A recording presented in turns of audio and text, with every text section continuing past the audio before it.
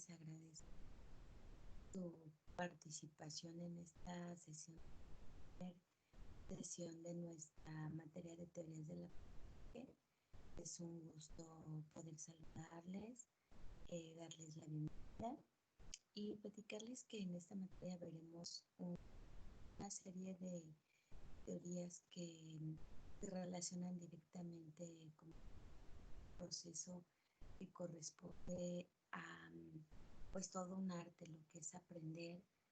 eh, y la intención es que nosotros podamos tener herramientas las cuales nos sirvan para continuar a esta serie de temas y acciones. El cerebro, el estudio del cerebro es apasionante. Si bien no somos tal vez especialistas en la parte fisiológica de los elementos que componen el viaje, considero que sí es muy buscamos las que nos ayudan primero en la parte estructural, eh, la forma en la que actúa, genera procesos para que nosotros es importante conocer esas características, ¿no?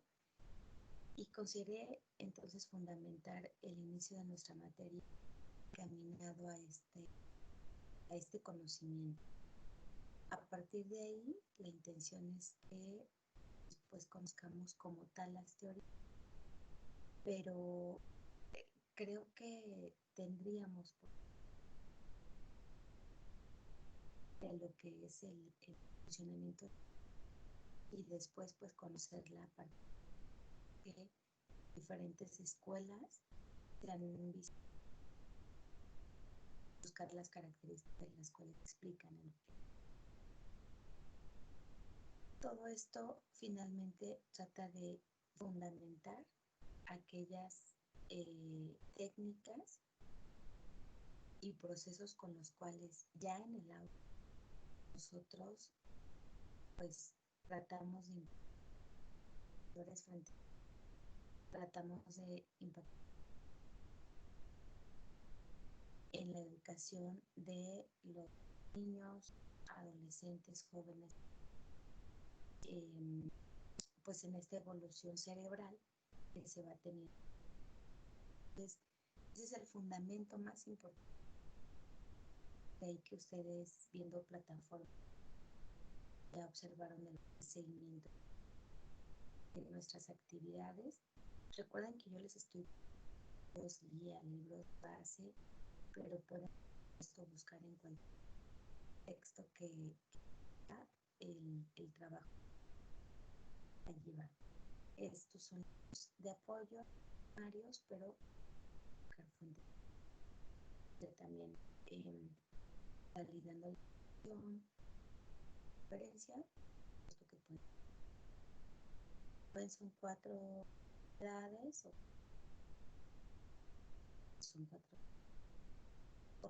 por lo tanto, perdón, tenemos 4 evidencias y cada una normalmente los jueves, como pues en la tarde, noche, para resolver. Bueno, ojalá, si gustan, ¿no? Dejarme en el algún comentario tengan para ver la posibilidad de entre viernes o sábado que ustedes tengan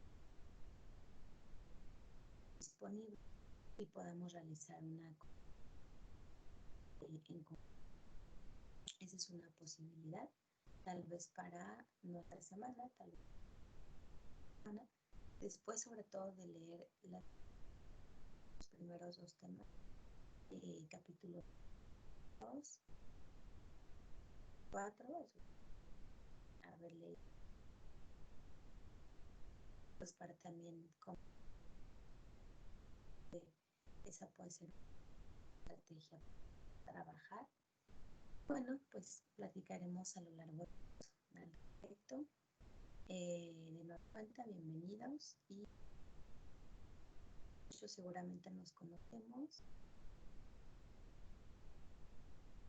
en mi cliente y bueno, estaremos apoyando ahora por bien. Bien, pues voy a comenzar. Quiero estar compartiendo un fragmento de una película que muchos de ustedes conocen, El milagro de Ana Sultán. Si no es así, voy a dejar aquí esta película. Es una película ya muy y ha tenido varias actuaciones.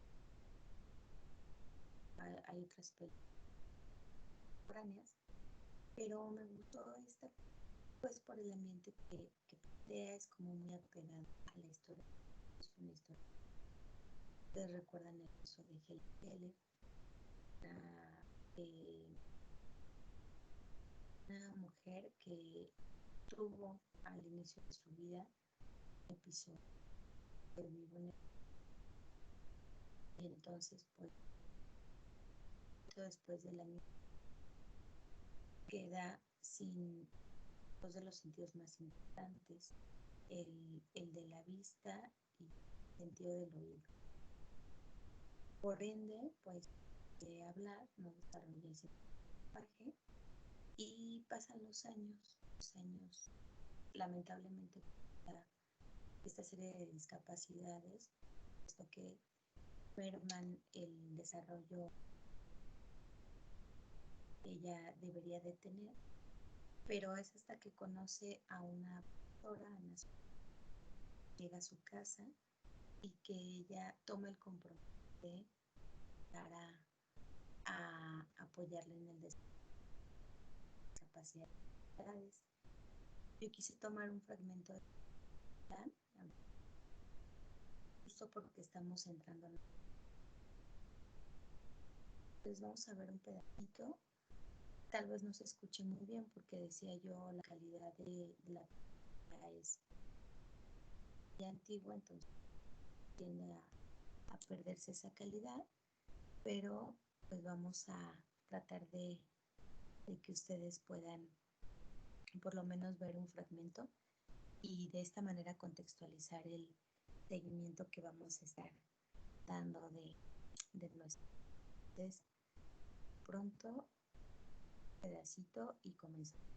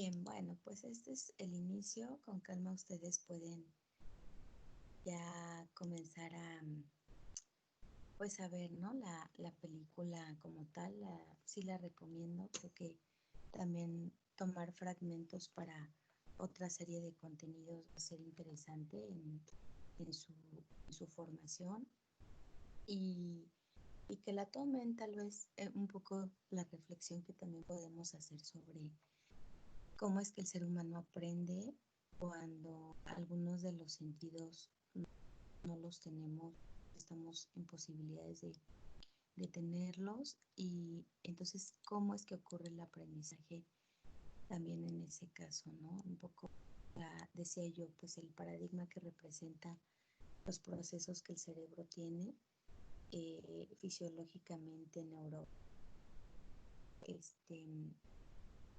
neurológicamente y sin embargo directamente pues se da el aprendizaje. Bien, yo quiero ahora pasar un poco a las generalidades de los temas que van a revisar esta semana para contextualizar un poco el trabajo que van a tener. Yo solicitaba que leyeran capítulo 2 del libro de aprendizaje.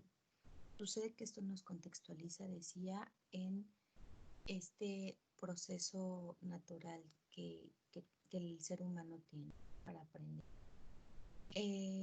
Bien, basándome en el primer apartado, hay algunos conceptos y escuelas, perspectivas que nos van a ayudar a entender las lecturas con que avancemos en esta materia. El primer concepto interesantísimo y básico pues es aprendizaje. No podemos conocer teorías o fundamentar en la escuela si no sabemos exactamente en qué consiste esto de aprender. Y hay muchas acepciones al respecto, pero creo que es atinado el concepto que el autor de este libro, Teorías del Aprendizaje, utiliza, Schunk, porque lo que él dice es que es un cambio eh, y tiene dos características: el cambio perdurable en la conducta o en cómo se comporta una persona. El hecho de que cambie este comportamiento o esta conducta justo se reconoce como un aprendizaje. Entonces, los términos o palabras clave del aprendizaje son el cambio y son que perdura, que se mantiene a lo largo del tiempo. Justamente por eso se reconoce como un cambio. Claro, seguramente podemos debatir sobre esto de la de aquello que hoy pueda mantenerse a lo largo del tiempo, ¿no? El pensar si esto necesariamente se... Tal vez hoy que entendemos el concepto de aprender y reaprender, pudiéramos también aquí debatir y discutir el concepto. Pero más allá de esta base filosófica, incluso de la perspectiva de lo que hoy sería el aprendizaje, simplemente es dejar en claro que es un cambio de conducta que permanece. Eh, Discutiremos si quieren en otro momento hasta cuándo, cada cuánto, pero la base es esencial de este término pues, el cambio. Hay escuelas que a lo largo de la historia fueron explicando un poco la percepción que se tenía de los procesos, eh, del comportamiento, actitudes, incluso del aprendizaje del ser humano. Y para explicarlos a grandes rasgos, porque esto nos va a ayudar a ir definiendo las teorías que vamos a revisar en la materia, pues rápidamente señalar que hay cuatro que son las más importantes y de donde incluso algunas de estas teorías parten. La primera pues es el racionalismo. Si ustedes recuerdan, el racionalismo se centra pues en el estudio de la razón. Por eso dice que la idea del conocimiento deriva de la razón únicamente, sin que participen los sentidos. Dentro del racionalismo podemos encontrar a filósofos que hoy reconocemos como los iniciadores, Platón, Aristóteles, Sócrates, Y si ustedes recuerdan, simplemente el método socrático se centraba en hacer preguntas y preguntas y preguntas, y cada vez que algo se preguntaba, ¿no? Y había una respuesta, siempre la respuesta iba acompañada de una nueva pregunta, hasta que llegara un momento de ya no hubiera mayor cabida a más preguntas o cuestionamientos, y entonces ahí es cuando se fundamentaba el concepto de lo que era verdadero en aquel momento. Estábamos hablando previo a la cristiandad, siglo II antes de Cristo, y bueno, un poquito después de la cristiandad, siglo II, III también después de Cristo, cuando se fundamentan estos teóricos de la filosofía. En aquel momento denominados pensadores, y hoy en día pues filósofos. Después entraremos al empirismo. El empirismo es una escuela que sostiene, como ven aquí, que la idea de la única fuente del conocimiento es la experiencia.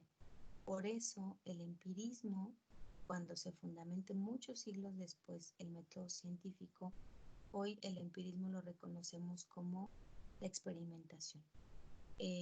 No podemos explicar un fenómeno o la realidad si es que no la sometemos a un experimento. Pudiera ser un escenario donde las variables nosotros las estemos controlando o no, pero bueno, esa es la base de la investigación. La experiencia, y en el método científico, pues después entramos al estructuralismo. En el estructuralismo, otra escuela muy importante dice que la mente está compuesta de asociaciones de ideas y que para estudiar los aspectos complejos de la mente, pues es necesario irlas separando.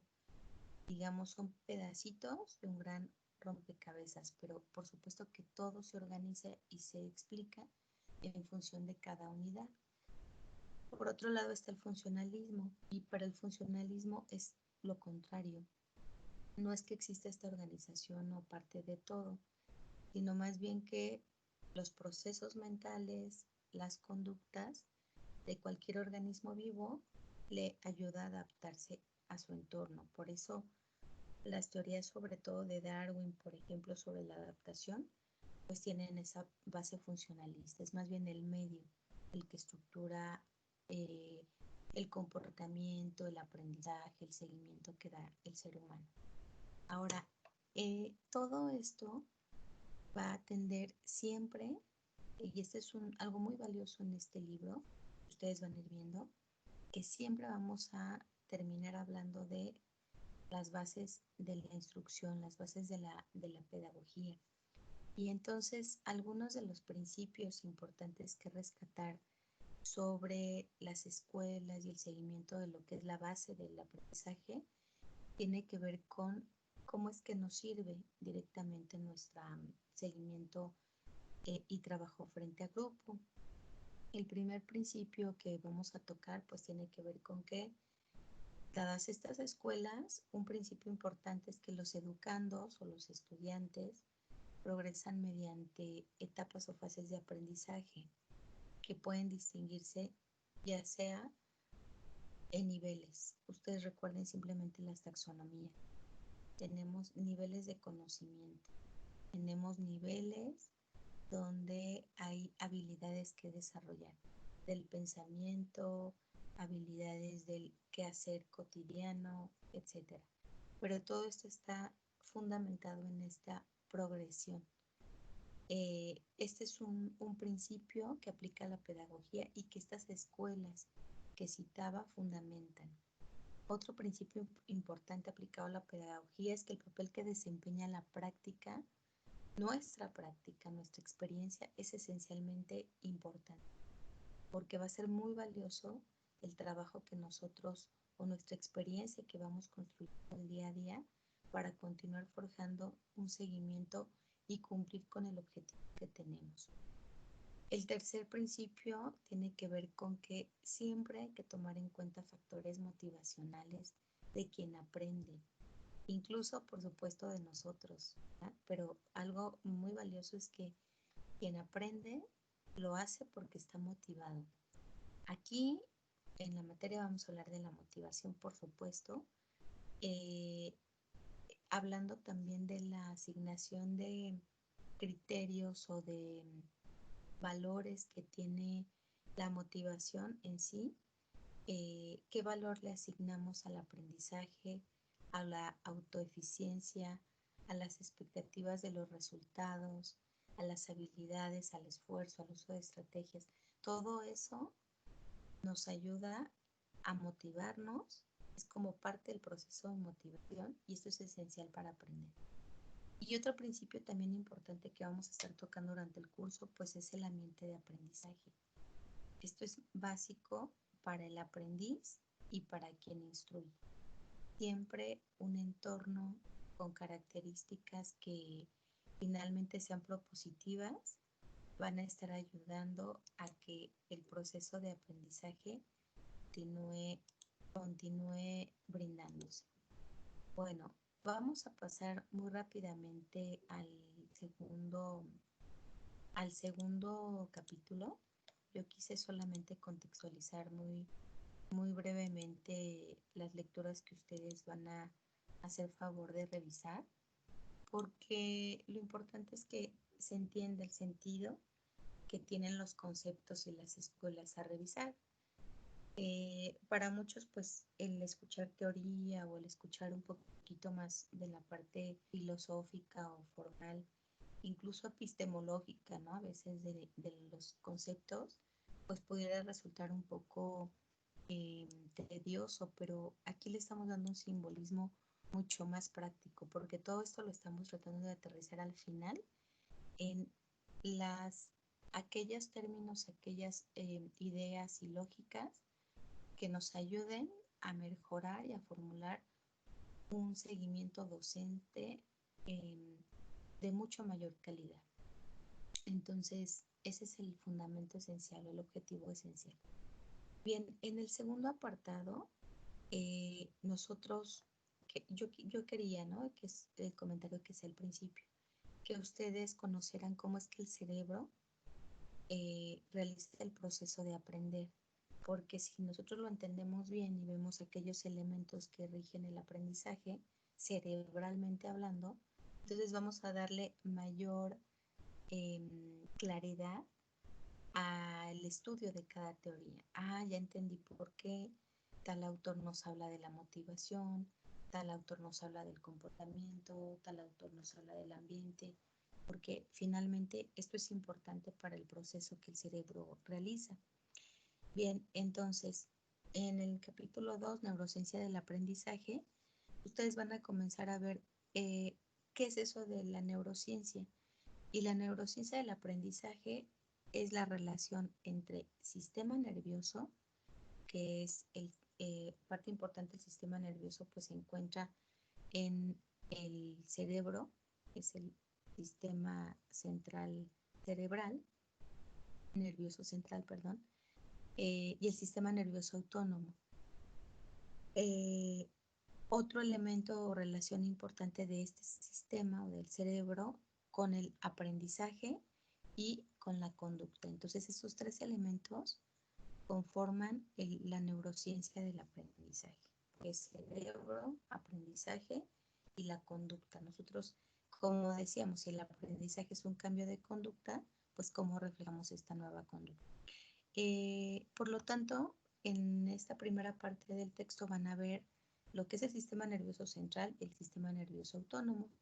El central, pues son las neuronas y las células, perdón, gliales, que gracias a estas neuronas y su relación, resulta que ocurre en el cerebro, en ellas, en las neuronas, eh, un proceso que se conoce como sinapsis, es decir, la relación que hacen las neuronas, el trabajo que realizan en el cerebro, pero para producir este especie como de químico, denominado así.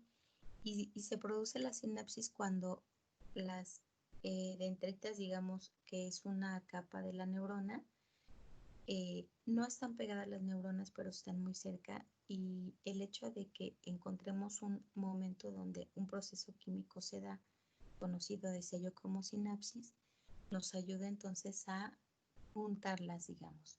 Es como una especie de shock eléctrico que ocurre en las neuronas y que entonces, gracias a ese shock, es como, y a esa relación o acercamiento que tienen las neuronas, es cómo ocurre el aprendizaje, cerebralmente hablando. Van a ver algunos de los comportamientos del texto. Es muy interesante porque, por ejemplo, nos muestra en qué parte del cerebro se desarrolla cierto tipo de aprendizajes. Y nos dice, la corteza motora primaria es donde se aprenden los movimientos y donde se da la orden cuando nosotros queremos de los movimientos. La diferencia entre el sistema nervioso central y el sistema nervioso autónomo es que el central nosotros lo controlamos y decimos, voy a mover mi mano, voy a levantarla, voy a hacer un ademán, voy a hablar, ¿no? Y en el sistema nervioso autónomo es cuando encontramos un movimiento, comportamiento del cuerpo involuntario, pareciera involuntario, pero realmente pues tiene que ver con la voluntad, digamos, no tan abierta o tan clara, cuando por ejemplo respiramos, ¿no? Es un movimiento que no necesariamente estamos pensando en el cerebro, voy a respirar, ocurre porque este sistema nervioso autónomo lo hace así. Entonces, en el cerebro se da la orden de todos estos comportamientos autónomos o nosotros dirigidos, ¿no? Dirigiéndolo como tal. Un área del cerebro que se conoce como área de Broca es la que se ocupa del lenguaje o de que nosotros aprendamos a hablar. Esto se encuentra en los, digamos, costados, digamos, de la cabeza, pero tiene que ver pues este proceso de aprender un lenguaje de manera natural. Cuando nosotros no tenemos ninguna discapacidad y lo podemos hacer, pues ahí está el proceso natural. La corteza prefrontal, por ejemplo, maneja las asociaciones del proceso de información y la formación reticular es la encargada de la respiración y presión arterial, por ejemplo. Entonces aquí vemos algunos ejemplos, hay otros. El libro, ustedes van a ver toda una hoja de cada parte del cerebro que ayuda a formular o articular cierto proceso de aprendizaje que todo ser humano debe de tener. Por otro lado, también nos plantea algunos términos que nos ayudan al proceso de aprendizaje. El primero es la atención. La atención se reconoce como aquel comportamiento que reúne relevancia, novedad, intensidad y movimiento. Entonces van a ver que estos son los ingredientes básicos para la atención. Por eso, tan importantes en nuestra práctica docente. Busquemos algo que sea relevante, que sea novedoso, que tenga intensidad y movimiento, porque esto hace que la gente mantenga la atención. Claro, si nos podemos revisar más profundamente lo que ocurre en el cerebro, la realidad es que la atención se da por segundos. La primera, la básica, unos segundos. Cuando decimos bien examen, todos los chicos nos ponen atención. O cuando decimos esto va a venir en el examen, pongan atención. Es el único momento en el que vuelvan a levantarse los chicos y vuelvan a pensar, a ver, ¿qué estoy escuchando? ¿Dónde me quedé? ¿No? Bueno, otro de los puntos importantes en el aprendizaje es la memoria. La memoria se refuerza por estímulos o información y hay que estarla fortaleciendo. Es decir, por eso ocurren estas conexiones o redes nerviosas conocidas como conexiones sinápticas, pero es el proceso de sinapsis que mencionaba. El aprender como tal, entonces, ustedes lo van a observar como un proceso de organización, de repaso y de elaboración. Por eso la mayor parte de las veces cuando aprendemos algo es porque está bien organizado y bien estructurado. De esa manera, al ver organización y una lógica y estarlo repasando, es como decimos, ya entendí, ya me sé las tablas de multiplicar, porque hay una organización de la numeración y por lo tanto puedo entenderla, ¿no? Puedo llevar toda una secuencia o seguimiento del 1, del 2, del 3, del 4, así consecutivamente. Otro punto importante para entender cómo es que se aprende es que el cerebro y el desarrollo del cerebro se da con base en estos elementos que aquí mencionamos. La genética, si no tenemos ningún problema en el desarrollo de nuestros genes, vamos a tener un desarrollo natural o normal del cerebro. Si hay una buena estimulación ambiental, también tendremos un desarrollo óptimo. La nutrición juega un papel fundamental en el mismo desarrollo cerebral. Sabemos que consumiendo alimentos sanos, ricos, por ejemplo, en minerales, el propio ácido fólico nos ayuda justamente a un buen desarrollo. Y algo que no nos beneficia, pues son los esteroides. Los esteroides son hormonas que muchas veces consume la gente como suplementos alimenticios o con el nombre como tal, esteroide. Y entonces esto puede mermar, puede detener el desarrollo del cerebro. Y también los denominados teratógenos. Son sustancias que pasándose de cierta medida o cierta cantidad, pueden también detener el proceso cerebral natural. ¿A qué me refiero? Un ejemplo es el alcohol. Si lo tomamos en exceso, por supuesto, esto va a mermar el desarrollo del cerebro y de las neuronas. Si nosotros consumimos, por ejemplo, digo, el café pudiera ser un ejemplo, pero cuando es en grandes cantidades, también pudiera en algún momento afectarnos porque a lo mejor hay más estrés y entonces pues esto afecta el sistema cerebral. Sabemos que el desarrollo del cerebro es muy importante, lo vamos a ver aquí en algunas teorías incluso, eh, en el caso de Vygotsky, que siempre sus teorías estaban fundamentadas también en estas edades del ser humano para el aprendizaje que debe de darse. Y bueno, como otros autores, pero se sabe en este desarrollo que los 2 primeros años de vida del ser humano son fundamentales para tener las bases esenciales de toda su actividad emotriz, psicomotriz, ¿no? Y el seguimiento que incluso tenga en el ambiente, por supuesto que lo va a influir. La alimentación que tenga es esencial para lo que va a ocurrir después. Es una persona que va a tender a tener obesidad, desnutrición, ¿no? En el desarrollo natural, pues ahí están, elementos básicos. Los primeros 5 años definen el lenguaje, la audición, la vista, el pensamiento. ¿Por qué? Porque sabemos que si no se desarrollan en esta edad, por alguna situación, como el caso de Helen Keller, ¿no? Ahí lo veíamos, una enfermedad que finalmente le provoca el que no pueda ver y no pueda escuchar. Y por lo tanto, pues tampoco desarrolla en los primeros años el lenguaje, aunque después lo hace, por supuesto. Pero esto teniendo una continuidad en su aprendizaje. Y en el caso de los adolescentes, también ustedes van a ver por ahí qué desarrollo tienen y algunos de los elementos importantes a considerar. Adolescentes siempre hay que darles instrucciones sencillas, usar modelos para explicar un contenido, desarrollar competencias y ponerles algunas actividades en las cuales ellos tomen decisiones. De esa manera comenzamos un proceso en el que pueden entender su contexto donde se encuentran y bueno, hacia dónde en algún momento comenzar a definir cuestiones personales. Por ejemplo, elección de carrera, plan de vida, etcétera. Un punto importante pues es la motivación. Aquí comenzamos a hablar de motivación. ¿Qué es eso de la motivación? Te dice que tiene que ver con la emoción, con el conocimiento y con la conducta.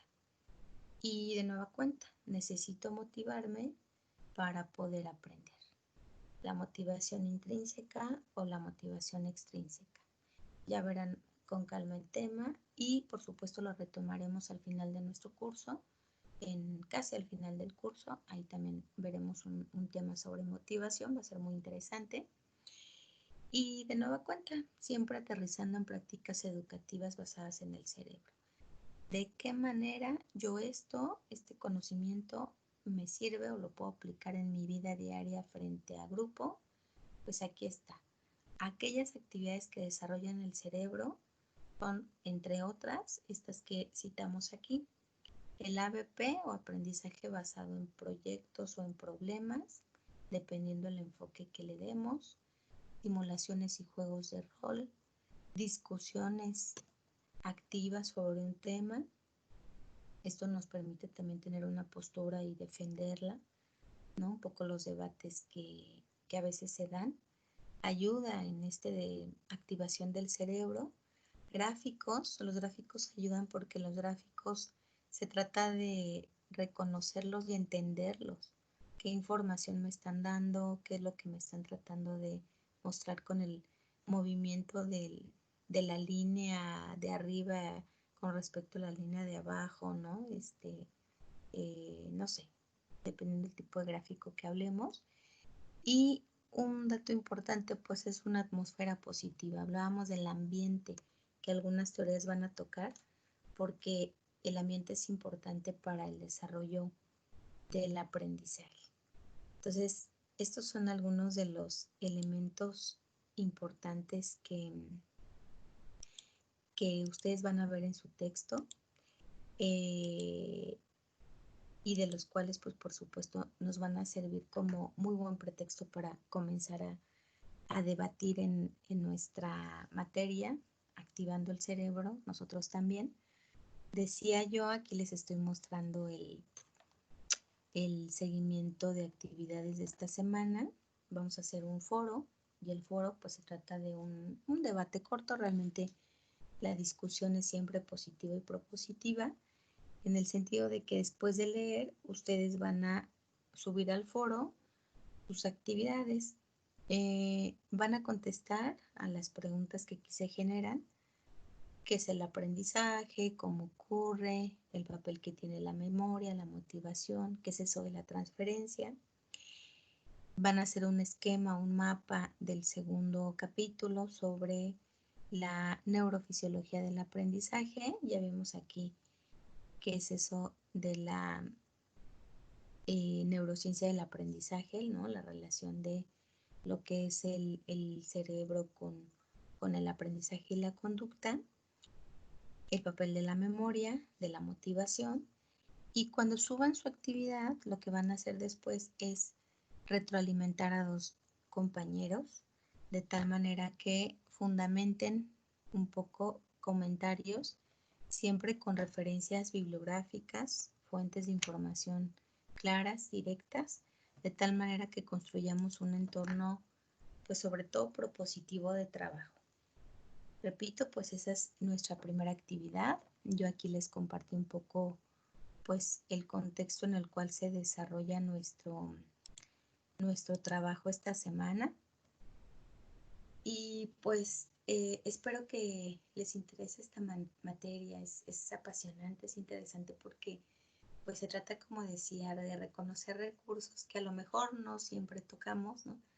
Qué pasa en el cerebro y cómo aprendemos no es algo que normalmente en temas de pedagogía toquemos, pero nos sirve porque el nuevo conocimiento nos acerca, ustedes saben, siempre a la interdisciplinariedad, y lo que buscamos con eso es la transdisciplinariedad, el que esto nos ayude a generar nuevos conceptos que ahora tomemos como propios dentro de nuestra formación en la maestría y en nuestra práctica docente, pero que al final pues esto sume al aprendizaje que nosotros vamos construyendo.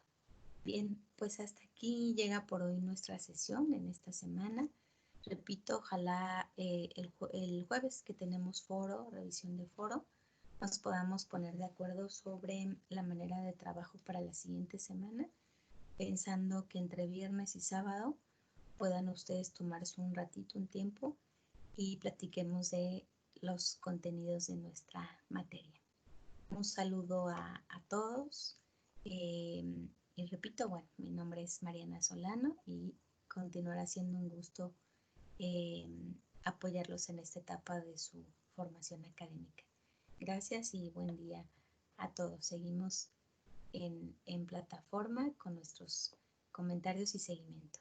Buena semana. Hasta pronto.